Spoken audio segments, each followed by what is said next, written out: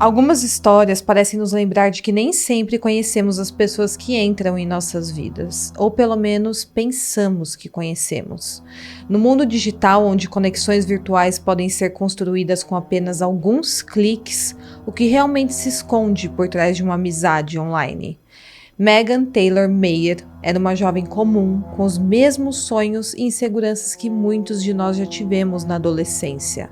Mas uma amizade virtual que começou de forma inocente acabou se transformando em um pesadelo sombrio. O que teria levado Megan a confiar em alguém que nunca havia encontrado pessoalmente? Como essa conexão a conduziu para um caminho irreversível de dor e tragédia? O caso de hoje traz uma realidade onde as fronteiras entre a mentira e a verdade se misturam. E como tudo isso teve consequências devastadoras.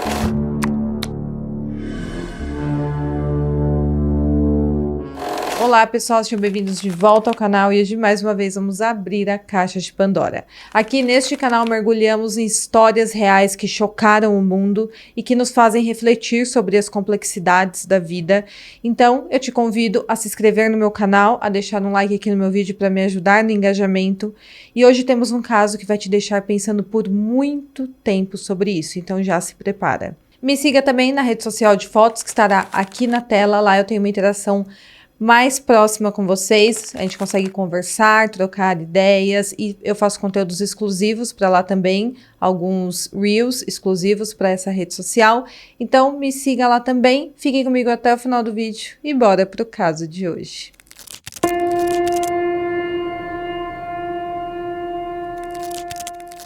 Megan Taylor Mayer nasceu em 6 de novembro de 1992 em O'Fallon, Missouri, nos Estados Unidos. Ela era filha de Christina Mayer, carinhosamente chamada de Tina, e do Ronald, conhecido como Ron. A família, que já era feliz com a chegada da Megan, ficou ainda mais completa com o nascimento da segunda filha, a Alison, irmã mais nova da Megan. A Megan cresceu em um lar cheio de amor, onde teve a oportunidade de explorar uma série de interesses ao longo da sua vida, desde natação até a pesca. Ela era apaixonada pela natureza e pelas atividades ao ar livre e também tinha um amor muito grande por cachorros em especial. E ela também tinha um gosto especial pelo estilo musical hip hop. Mas apesar de ter uma vida muito equilibrada, a vida da Megan tinha suas dificuldades. Enquanto em casa ela era cercada de amor e de carinho, na escola a Megan enfrentava um ambiente muito hostil. Ela era constantemente alvo de bullying e também de rejeição por conta da sua aparência física, principalmente. E tudo isso, claro, a afetou profundamente. Desde muito nova, ela teve que lidar com problemas de peso.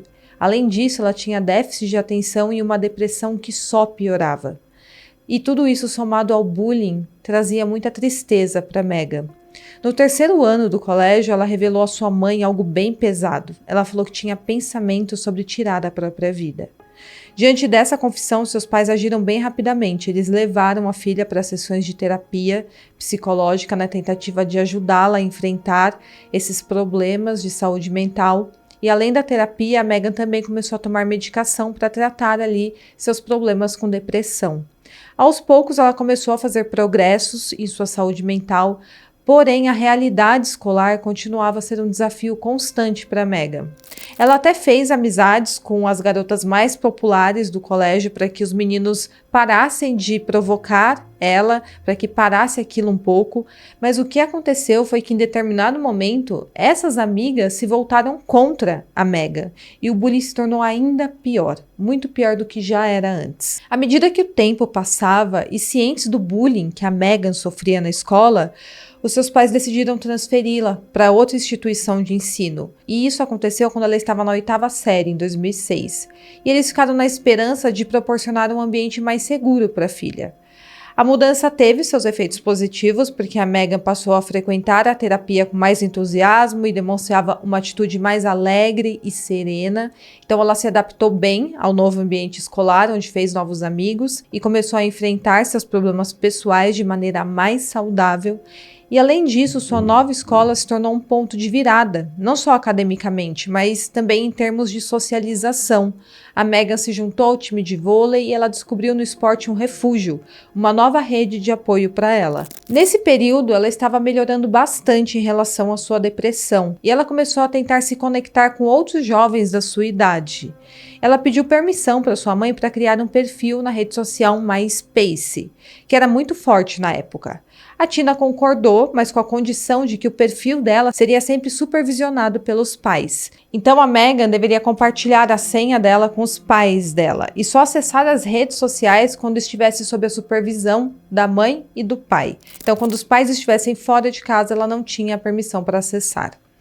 E com isso, a Meghan mergulhou com muito entusiasmo no mundo digital e ela estava ansiosa para conhecer outras pessoas com interesses semelhantes ao dela. E aí, ao entrar na adolescência, nessa mesma fase, a Meghan começou a se interessar por garotos, o que é bem comum nessa fase da vida. E lá no MySpace, ela recebeu um pedido de amizade de um garoto de 16 anos chamado Josh Evans, e ela ficou muito empolgada. Embora ela não o conhecesse pessoalmente, ela pediu à sua mãe permissão para aceitá-lo como amiga. E a Tina, apesar de sentir uma certa desconfiança, acabou concordando, achou que não tinha nada demais naquilo. E então, nas semanas seguintes, a Meghan e o Josh desenvolveram uma relação virtual, mas sempre, claro, com a supervisão da Tina. Eles desenvolveram uma amizade. O Josh contou a Meghan que ele era da Flórida, mas que havia se mudado recentemente para perto de O'Fallon, a mesma cidade onde a Meghan morava. Ele mencionou que ele era músico, tocava guitarra, bateria e explicou que não frequentava a mesma escola que ela porque ele recebia educação em casa. O Josh também disse que não tinha um número de telefone celular e que a única maneira de se comunicar com a Meghan seria pelas redes sociais. Com o passar do tempo, conversando diariamente, o Josh começou a flertar com a Meghan e ela gostou bastante disso. Na verdade, ela se sentiu extremamente sortuda, porque pela foto ele era um rapaz muito bonito. Embora eles nunca tivessem se encontrado pessoalmente, isso não impediu que o vínculo entre eles crescesse cada dia mais. Para Meghan, o Josh se tornou o seu novo amor adolescente, uma luz em meio aos desafios que ela enfrentava dia após dia. Então, depois de anos lutando contra a baixa autoestima e com a insatisfação na sua aparência física, ela encontrou o Josh, que era alguém que a admirava, que a elogiava e fazia com que ela se sentisse muito especial.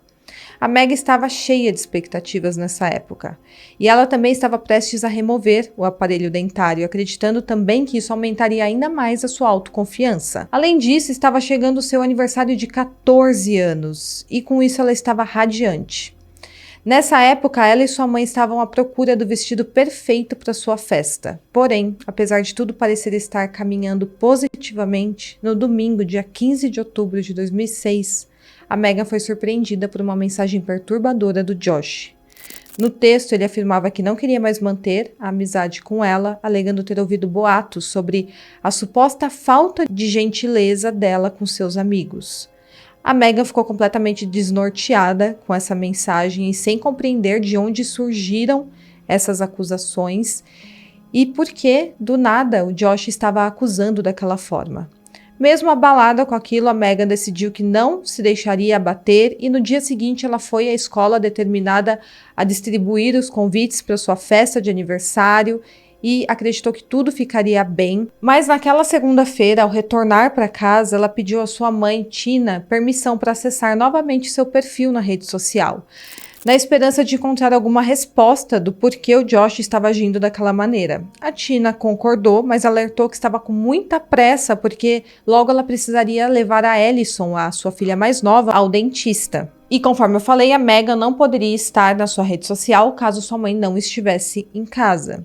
Acontece que quando a Meghan entrou no perfil, ela se deparou com mais mensagens agressivas do Josh, que aparentemente havia compartilhado algumas de suas conversas com outras pessoas que conhecia a Meghan. Pouco tempo depois, a Tina percebeu que a Meghan estava visivelmente abalada com o que estava acontecendo, porém, conforme eu falei, ela estava atrasada, ela teve que sair rapidamente de casa para ir até a consulta médica da Alison.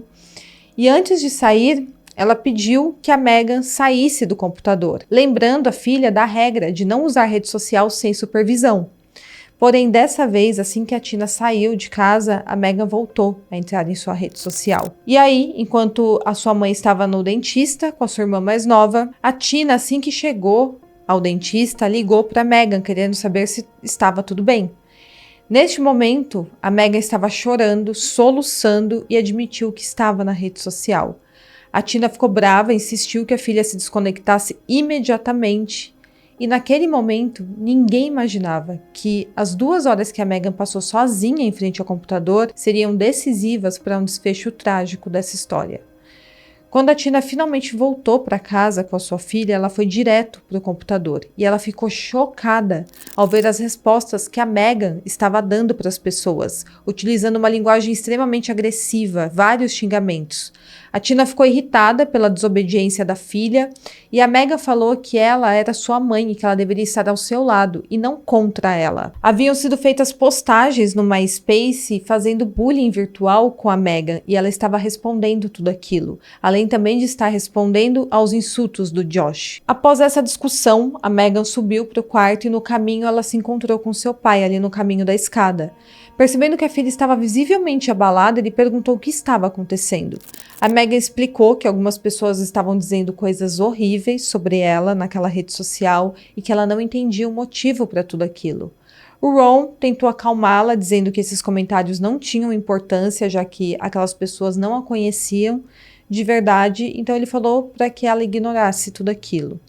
Após a conversa, a Megan foi para o seu quarto, enquanto o Ron desceu até a cozinha para conversar com a Tina, para falar com ela sobre o que estava acontecendo ali no perfil da rede social da sua filha.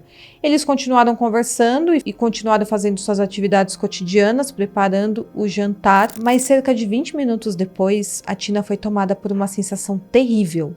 Imediatamente ela se levantou da mesa e correu para o quarto da Megan. Ao abrir a porta, ela encontrou uma cena devastadora. O corpo da sua filha estava suspenso por um cinto dentro do armário. A Tina e o Ron relembram esse momento em uma entrevista que eles deram e o Ron falou o seguinte, abre aspas, ela subiu as escadas e eu não dei muita atenção. Então, eu ouvi um grito que gelou meu sangue. Quando vi, ela estava pendurada no armário. Quando ela gritou, eu estava bem ali. Tentei levantá-la, segurei-a e arranquei a estrutura do armário da parede. Tina correu e pegou uma faca. Eu implorei, por favor, Megan. Fecha aspas. A Megan então foi levada às pressas para o hospital, mas infelizmente não havia nada que os médicos pudessem fazer naquele momento. Infelizmente, aos 13 anos de idade, a Megan faleceu. Há apenas 3 semanas de completar 14 anos. Durante o velório, Ron compartilhou suas dolorosas lembranças, contando como a Megan estava animada com a chegada do seu aniversário e em como ela sonhava em fazer uma entrada triunfal ao lado do pai com seu novo vestido. E ele falou que ao invés disso, teve que se despedir da sua filha em um funeral, vendo a sua filha vestida com o traje que deveria ter sido usado em um dia de celebração, e não no momento mais triste de suas vidas. Devastado pela perda da filha, Ron buscou desesperadamente algum sentido na morte da sua filha, aquela morte tão precoce. Pouco tempo depois, ele acessou a conta da Megan na rede social e encontrou o que acreditava ser uma última mensagem recebida por ela. Segundo Ron, a mensagem era do Josh e era repleta de crueldade.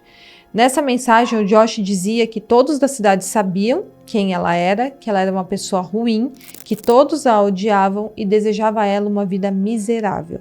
E no final da mensagem dizia o seguinte, abre aspas, o mundo seria melhor sem você, fecha aspas. Então, enfrentar a perda da Megan foi uma batalha inimaginável para o Ron e para Tina. Eles buscaram apoio com um conselheiro de luto e passaram a frequentar reuniões com outras pessoas que, como eles, haviam perdido filhos da mesma forma.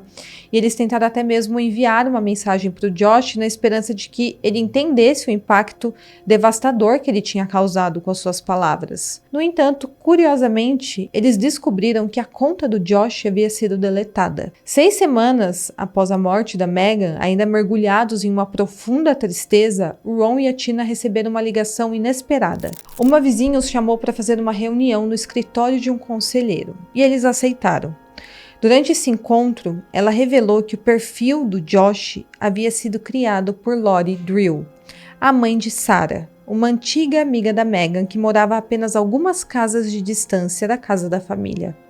A vizinha explicou que a Meghan havia tido uma discussão com a filha da Lori algum tempo antes, e o Ron e a Tina foram surpreendidos pela revelação de que o Josh Evans, a pessoa que acreditavam ser o responsável pela morte da Meghan, sequer existia.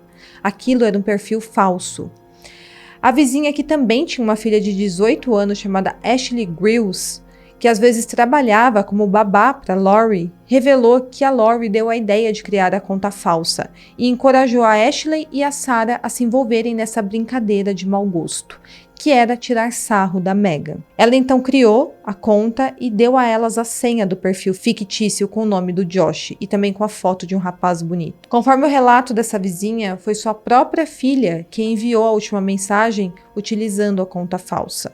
Aquela mensagem que a Meghan recebeu na noite em que tirou a própria vida. A mulher explicou que a Ashley sentiu um grande peso na consciência por ter enviado aquela mensagem final e por não ter revelado antes que o Josh não era uma pessoa real, mas sim parte daquele jogo cruel orquestrado por uma mulher adulta. Porém, a Ashley afirmou que, como a Lori, que era uma mulher adulta de mais de 40 anos e era sua chefe, tinha começado tudo aquilo, ela imaginou que, de fato, fazer algo assim era algo aceitável, uma vez que a Lori, uma mulher adulta, havia iniciado toda aquela brincadeira de mau gosto. Além disso, a mãe da Ashley revelou que na mesma noite em que a Meghan decidiu pôr fim à própria vida, a Lori ligou para sua filha informando sobre o que tinha acontecido e aconselhou a Ashley a não mencionar nada do que havia ocorrido sobre o perfil falso e deletar aquela conta o quanto antes do MySpace. Essa vizinha teve sua identidade mantida em sigilo e durante essa reunião, onde tudo foi revelado para os pais da Meghan, era para Lori e para Sarah estarem presentes.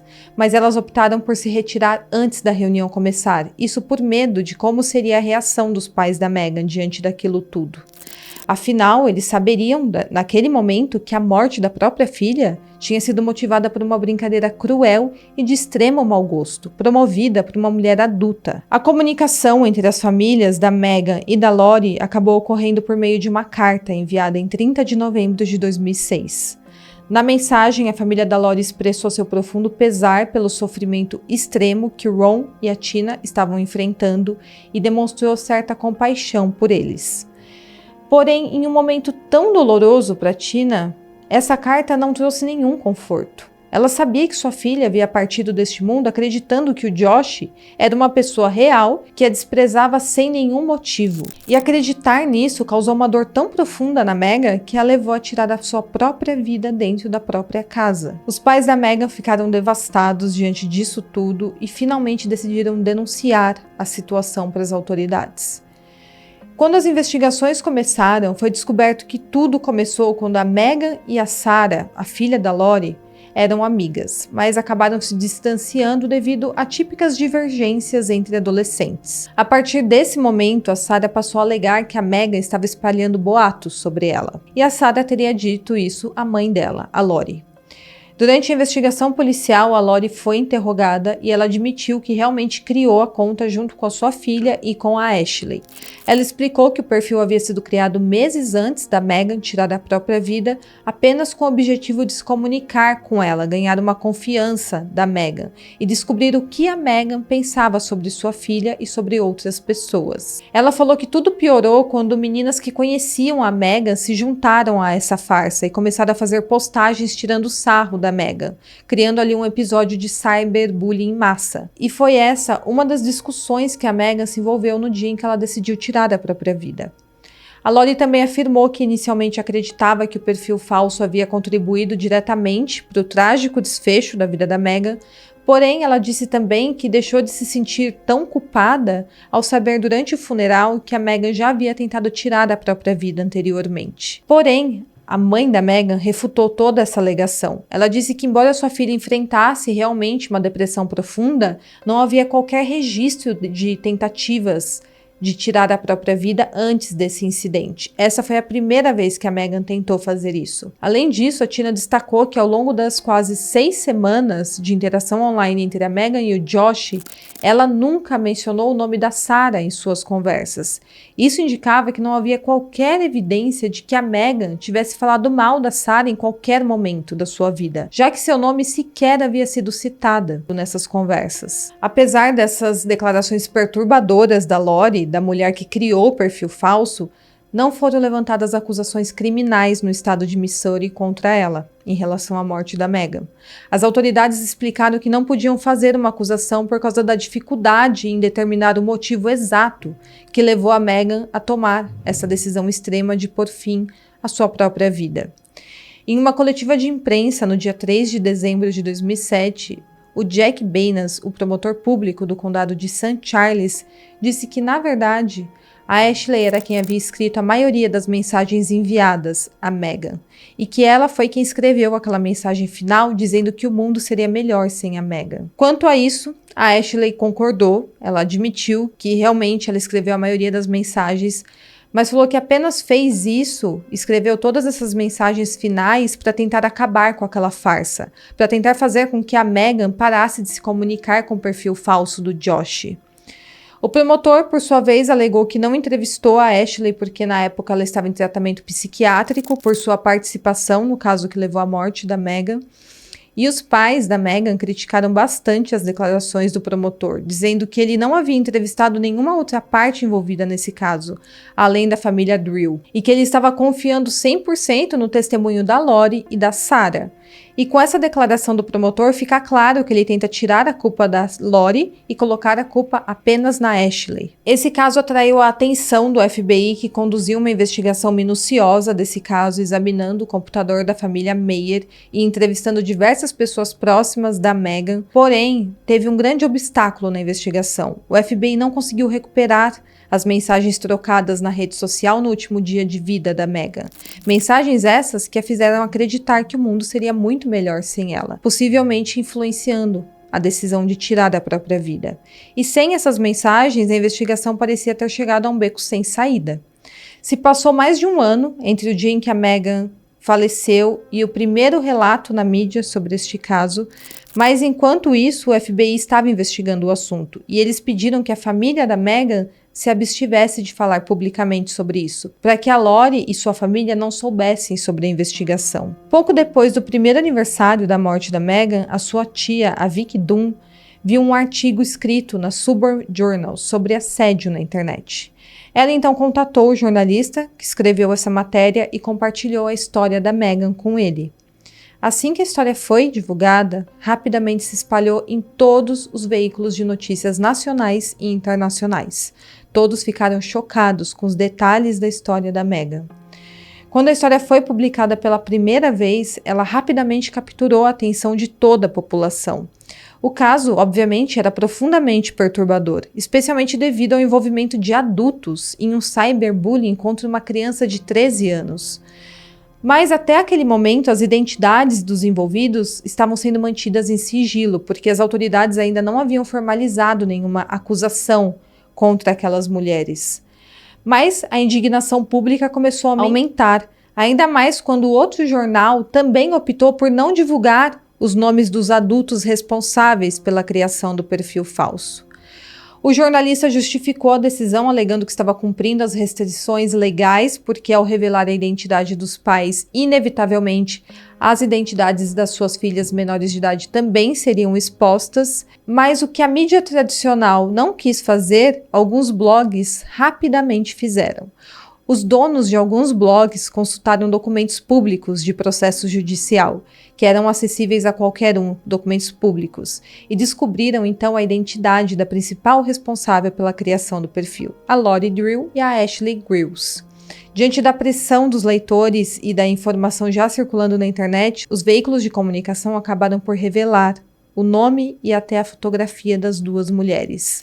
Não demorou muito para que seus endereços residenciais, locais de trabalho e números de telefone celular também fossem expostos em diversos sites. E uma onda de ódio começou a fazer com que os internautas se juntassem para buscar justiça em nome da Meghan. e, como consequência, a propriedade da Lori foi alvo de vandalismo. Como se o destino estivesse cobrando um preço amargo pelo que a Lori havia feito, um pouco do tormento que a Meghan havia suportado acabou recaindo sobre a Lori. Apesar das autoridades de Missouri não processarem a mulher por entenderem que ela não havia infringido nenhuma lei, o promotor de Los Angeles, o Thomas O'Brien, tomou uma decisão contrária. Ele optou por reabrir o caso naquela cidade, o que fez com que a Lori enfrentasse acusações de conspiração criminosa, com uma possível pena de até 20 anos de prisão. E a Lori continuava insistindo que seu único objetivo com toda aquela farsa era apenas confrontar a Meghan sobre os rumores que ela teria espalhado sobre sua filha. E então, em 2008, o processo judicial teve um desenrolar bem complexo e também cheio de reviravoltas. A Lori foi inicialmente condenada por violar a lei de fraude e abuso via computador. Essa lei tem como foco segurança cibernética. Porém, infelizmente, após esse julgamento, o juiz decidiu anular a sentença. A justificativa para essa decisão foi que a lei não tinha sido criada para criminalizar o tipo de conduta que a Lori foi acusada. E depois, o governo, infelizmente, optou por não apelar dessa decisão após o julgamento. Enquanto tudo isso acontecia, a Tina e o Ron, os pais da Meghan, continuavam lidando com aquela imensa dor de perder uma filha e mesmo assim escolheram não mover uma ação civil contra a Lori, porque eles acreditavam que nenhuma compensação financeira seria capaz de trazer sua filha de volta. Em vez de buscar justiça nos tribunais, os pais da Meghan canalizaram a dor em uma luta por mudanças legislativas. Eles passaram a defender alterações nas leis estaduais e federais para situações como a que vitimou a Meghan, para que fossem consideradas crimes, especialmente quando envolvessem adultos. A mobilização do casal contribuiu para a criação das primeiras leis que proíbem o assédio via internet. Um marco bem significativo em toda essa batalha. Porém, infelizmente, as cicatrizes deixadas pela tragédia foram profundas demais e acabaram por abalar irremediavelmente o relacionamento entre a Tina e o Ron. Com o passar do tempo, eles decidiram seguir caminhos separados. O Ron reconhecia que a Tina havia monitorado o perfil da Meghan com a dedicação de uma mãe zelosa, como de fato ela era, mas ainda assim a Tina se culpava constantemente, acreditando que poderia ter feito mais para proteger a sua filha. Apesar de toda a dor que carregava, a Tina resolveu transformar a tragédia em uma oportunidade para salvar outras crianças de destinos semelhantes aos da sua filha. Em 2008, ela iniciou uma jornada pelo país buscando conscientizar tanto crianças quanto pais sobre os perigos do assédio em diferentes plataformas digitais, conhecidos como cyberbullying. Além disso, a Tina fundou a Meghan Mayer Foundation, uma organização dedicada a compartilhar a história da sua filha e também promover uma mensagem clara contra o assédio e as agressões online. O Ron, por sua vez, convive diariamente com a ausência da sua filha. Ele expressou que, embora entenda que a trágica decisão final foi da sua filha, como pai, ele sente que toda a situação foi tão perigosa quanto se alguém tivesse entregado a ela uma arma carregada. Apesar de toda a dor, o Ron e a Tina realmente conseguiram transformar a perda da Meghan em um legado de conscientização, e o trabalho deles agora se baseia na importância de cultivar compaixão e empatia no ambiente digital, lembrando a todos sobre a necessidade de proteger os jovens em um mundo cada vez mais conectado. Bom, pessoal, então esse é o caso de hoje. E às vezes o perigo está onde menos esperamos. E no caso da Meghan, ele se escondeu por trás de uma tela de computador disfarçado de uma amizade. O impacto dessa tragédia ressoou muito além da pequena cidade, gerando debates importantes sobre os riscos e as consequências do bullying online. Hoje, graças a Deus, as leis são mais rigorosas e as pessoas estão mais conscientes sobre os perigos do mundo digital, mas a memória da Meghan continua sendo uma forma de se lembrar de que palavras podem ferir tanto quanto ações. Se essa história te tocou de alguma forma, se lembre de que suas palavras têm poder, então tome cuidado com elas. Se você gostou desse conteúdo, não se esqueça de deixar o seu like, de se inscrever no meu canal, compartilhar este vídeo e até o próximo caso.